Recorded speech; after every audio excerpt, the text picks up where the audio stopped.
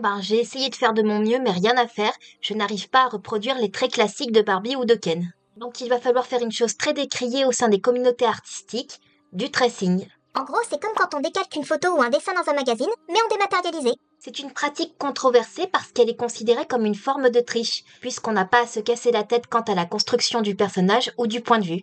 Il suffit entre guillemets de trouver la bonne photo et de tracer les lignes. Et si on trempe dans des histoires de vol de dessin hors de l'IA générative, ça peut aller dans le plagiat. Perso, je me limite au trait du visage, mais je présente mes excuses à toute personne que j'offense sans le vouloir en agissant ainsi. Pour continuer sur ma version de Dorothy, j'ai suivi autant que possible le cahier des charges en la rendant blonde.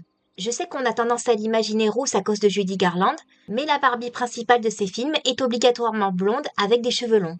J'avais aussi pensé à la mettre dans une robe principalement rose, mais j'ai fini par céder à l'appel du bleu. D'autant plus que ça correspond à sa description dans le roman. Et puis, rien n'empêchera de changer la couleur dans le merch. J'ai aussi choisi de garder les souliers en argent, puisque MGM a toujours un copyright sur la version Ruby. Pour Toto, il est décrit comme un cairn ou un Yorkshire terrier noir. Mais j'aimais bien le personnage de Jock dans La Belle et le Clochard, alors j'ai décidé d'en faire un Scottish terrier avec un collier bleu. Tant qu'il tient dans les bras de Dorothy, c'est l'essentiel. Comme la Barbie principale ne peut pas être une enfant, j'ai choisi de prendre la route de la version Wiz en faisant d'elle une institutrice qui se retrouve à Oz après avoir aidé à l'évacuation de son école en vue de la tempête. Vous avez vu cette version d'ailleurs? Parce que le film de 75 est sûrement une des itérations les plus spéciales qu'on ait vues. Et comme Barbie a rarement des arcs de développement pour ses personnages, on ne la changera pas tant que ça.